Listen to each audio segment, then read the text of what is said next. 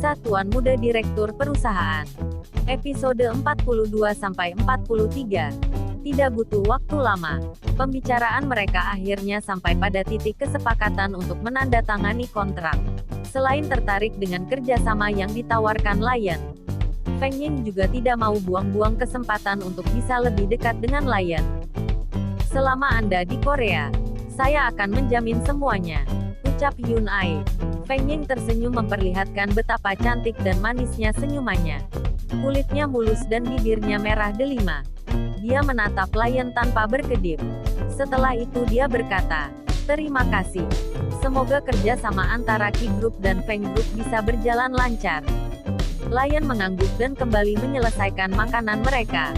Sedang Yun Ai sedikit menjauh dari mereka ketika akan mengangkat telepon. Dari luar restoran tampak seorang perempuan yang mengendap-endap masuk sambil menutup wajahnya dengan tas. Setelah itu dia duduk tidak jauh dari tempat duduk Lion. "Mau pesan apa Nona?" tanya pelayan yang tiba-tiba sudah berada di dekat Nana. "Jus saja," bisik Nana. Pelayan itu mengangguk dan segera pergi dari meja Nana tanpa curiga. Setelah itu Nana kembali mengintip Lion yang terlihat asyik ngobrol dengan Feng Ying. Dasar bebek gila. Apa dia tidak punya kerjaan? Siang bolong begini malah kencan. Tapi perempuan itu cantik banget. Wajar kalau begitu dia mengorbankan kerjaannya. Apa mungkin gara-gara gadis itu dia menolak bertunangan dengan gadis sawo matang? Yang tidak terlalu cantik tapi tidak terlalu jelek juga sih kayak aku hehe. Batin Nana. Yang benar adalah, sehabis bertemu narasumber untuk majalahnya, Nana tidak sengaja berhenti di depan sebuah restoran untuk mengangkat teleponnya. Tanpa sengaja dia melihat Lion sedang asyik ngobrol dengan seorang gadis cantik. Terang saja dia penasaran. "Ini jusnya," kata pelayan itu sambil meletakkan minuman di meja Nana. Nana mengangguk ke arah pelayan itu. Sambil menyesap jusnya Nana kembali melakukan pengintaian. Tepat saat itu Nana langsung bersembunyi di balik meja ketika melihat Lion menengok ke arahnya. Astaga, apakah dia melihatku? Apa dia mengenaliku? Tapi aku sudah bersembunyi. Tidak mungkin kan si bebek gila itu melihat dan mengenalku. Batin Nana. Merasa situasi aman, Nana pura-pura mengambil barang yang jatuh dan segera kembali ke tempat duduknya. "Aman," ucap Nana sambil mengelus dadanya. Sesaat dia berpikir, kenapa aku kepoin si bebek gila itu? Sampai mengendap-endap kayak begini. Apa aku sudah gila? Harusnya aku tidak melakukan ini. Sebaiknya aku segera pergi sebelum ketahuan sama si bebek. Bisa kacau dunia persilatan. Batin Nana. Setelah selesai membatin, Nana mengintip kembali. Tapi Lion sudah pergi. Syukurlah dia sudah pergi, ucap Nana. Segera setelah itu dia menyesap jusnya dan menaruh uang di bawah jus. Tepat saat dia keluar dari restoran, Nana terkejut melihat motornya tidak ada di parkiran. "Di mana motorku?" Nana kebingungan melirik ke sana dan ke sini. "Nona ada titipan surat buatmu," kata seorang pejalan kaki. Tanpa banyak tanya, Nana langsung mengambil surat itu dan membacanya. "Gadis ular, maaf motormu saya pinjam." Setelah membaca surat itu, ekspresi Nana menjadi gelap. Dia berteriak dalam hatinya sambil menggertakkan giginya. "Kim Lion, kamu brengsek. Kenapa kamu membawa motorku? Bagaimana aku bisa pulang?" ucap Nana dengan kesal. Nana seperti cacing kepanasan. Dengan geram dia membuat panggilan ke Lion, tapi tidak diangkat. Sedang di dalam mobil, Lion tertawa sambil membayangkan bagaimana ekspresi Nana ketika dia tahu kalau motornya sudah diambil olehnya. "Bos, apa tidak kasihan dengan Nona Nana? Dia tidak akan bisa pulang." Yun Ai merasa khawatir pada Nana. "Biarkan saja. Biar dia tahu siapa Lion. Dan aku yakin sebentar lagi dia akan memohon dan meminta maaf padaku," ucap Lion dengan percaya diri. Tiba-tiba suara handphonenya berbunyi. Melihat nama yang tertera di layar, Lion tertawa lagi dan langsung memperlihatkan siapa pemanggil kepada Yun Ai. "Sudah aku katakan, dia pasti menelpon. Tapi saya akan jual mahal dulu." Lion memasukkan handphonenya kembali ke dalam jas. Beberapa menit kemudian, Lion mulai geram karena Nana tidak menelponnya lagi. Kenapa dia tidak menelpon lagi? Apa dia langsung ke rumah? Melihat bosnya mulai emosi, Hyun Ae merasa heran dan menganggap kalau bosnya mulai bertingkah konyol lagi. Bagaimana tidak heran? Lion sendiri yang ngerjain Nana. Tapi sekarang kenapa malah dia yang terlihat panik dan sibuk bertanya-tanya pada dirinya sendiri? Apakah dia sehat? Nana benar-benar tidak habis pikir Lion sampai hati melakukan hal yang kekanak-kanakan. Apakah ini tidak keterlaluan? Si bebek memang brengsek. Bisa-bisanya dia membuatku jalan kaki seperti ini. Mana halte cukup jauh lagi dari sini? Mana kaki Nana mulai sakit? Gumam Nana sambil berjalan menuju halte. Tepat saat Nana ingin menyeberang jalan menuju halte, tiba-tiba ada mobil yang melaju kencang ke arahnya. Dengan segera Nana menghindar, namun sayang dia keserempet dan akhirnya jatuh. Untungnya jalanan tidak terlalu ramai. Au, Nana meringis karena kakinya keseleo, sehingga dia kesulitan untuk berdiri. Mobil yang tadinya menyerempet Nana langsung berhenti. Tepat tidak jauh dari tempat Nana keserempet. Dari dalam mobil muncul sosok tinggi dan putih dengan hidung mancung layaknya orang barat. Dia membuka kacamata hitamnya dan berjongkok melihat Nana yang duduk menahan sakit. "Are you okay?" Mendengar suara itu, Nana langsung menoleh ke arah pemuda yang memiliki mata kecoklatan dan wajah tampan yang khas orang barat.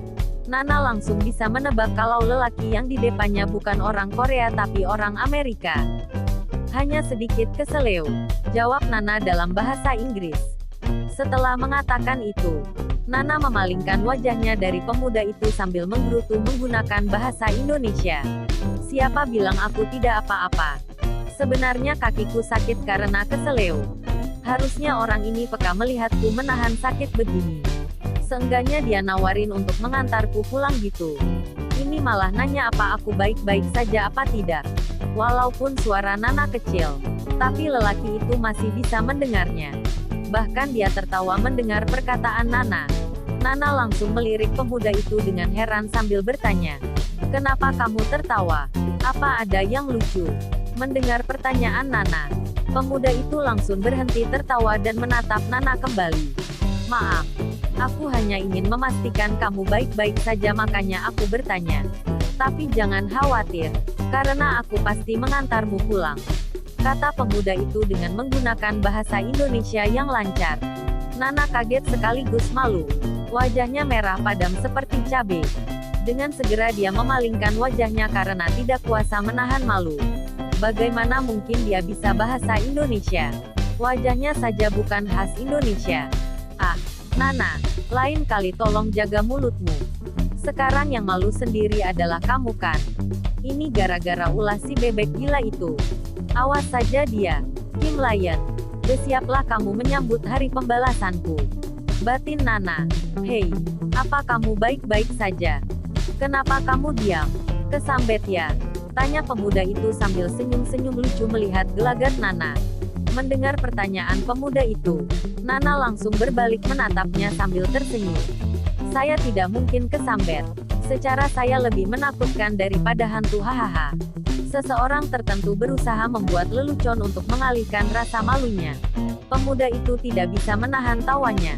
Dia tertawa penuh semangat. Dia berpikir Nana benar-benar gadis imut yang lucu. Dan itu untuk pertama kalinya dia tertawa lebar hanya karena seorang wanita itu pun yang baru dia temui.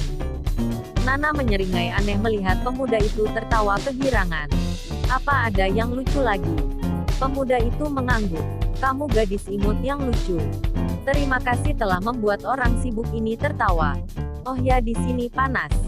Mari kita masuk mobil. Kita lanjutkan bicaranya di mobil saja." Nana menatap terik matahari karena itu memang siang hari yang panas. Setelah itu dia menatap pemuda itu tanpa curiga. Dia akhirnya menganggukkan kepalanya. Karena dia merasa pemuda itu orang yang baik. Apalagi dia bisa bahasa Indonesia. Namun sayang Nana kesulitan saat akan berdiri. Melihat Nana kesulitan, pemuda itu tersenyum dan segera mengambil inisiatif untuk menggendong Nana.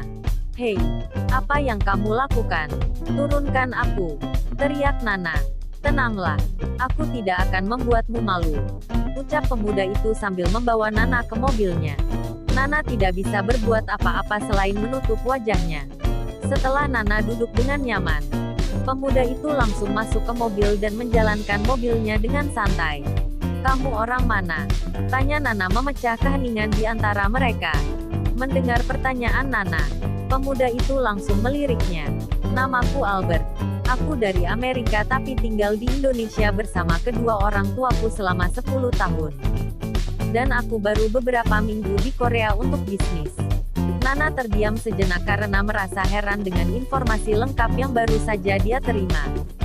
Bukankah dia hanya bertanya kalau dia dari mana? Tapi nyatanya dia mendapat informasi lebih dari itu. "Oh gitu. Pantas kamu bisa bahasa Indonesia," ucap Nana sambil tersenyum. Albert juga tersenyum namun tidak mengatakan apapun. Sesaat kemudian, perhatian Nana tertuju pada gantungan kunci yang ada di laci mobil. Nana mencoba memperhatikan gantungan kunci itu lebih dekat. Ternyata itu foto seorang wanita yang berjilbab dan seorang lelaki bule. Nana kembali melirik Albert dengan penuh arti. "Apa kamu Muslim?" Albert tersenyum dan mengangguk. "Kenapa? Apa kamu heran?" "Enggak kok. Aku hanya senang karena bisa bertemu sesama Muslim di negara yang lebih banyak menganut agama non-Islam ini," jawab Nana. "Jadi kamu juga Muslim? Kalau begitu senang bertemu denganmu," ucap Albert. "Oh iya. Nama kamu siapa dan kamu dari mana?" lanjut Albert. "Panggil saja Nana. Aku dari Indonesia. Dan baru sebulan lebih aku di sini untuk bekerja," jawab Nana. "Oh ya. Kamu kerja di mana?" tanya Albert dengan antusias. "Di Star Magazine," jawab Nana. "Wow. Amazing. Apa kamu suka menulis?" tanya Albert lagi. Nana tersenyum riang sambil berkata, "Menulis itu hobiku. Dan aku ingin menjadi novelis. Akan tetapi aku tidak punya banyak ilmunya. Takutnya salah tulis begitu. Kebetulan sekali. Kalau kamu ingin menjadi penulis yang baik, aku bisa membantumu karena aku kenal banyak editor," ucap Albert. Ekspresi Nana menjadi cerah. "Memangnya kamu kerja apa dan di mana?" "Aku memiliki banyak pekerjaan. Oleh karena itu aku sering terbang ke beberapa negara untuk bisnis. Itu sebabnya aku tidak pernah liburan. Dan tidak ada waktu untuk diriku sendiri," jawab Albert dengan cemberut. Nana sedikit kasihan melihat Albert yang memiliki hidup membosankan. "Karena kamu mau membantuku, maka aku akan mengajakmu ke suatu tempat besok. Mumpung hari libur. Bagaimana?" Albert tersenyum sambil melirik Nana. Setelah beberapa saat, dia mengangguk. Meskipun dia tidak yakin akan ada waktu, tapi dia benar-benar tertarik dengan tawaran Nana. Apalagi Nana membuatnya nyaman dan bisa tertawa lepas. "Setuju.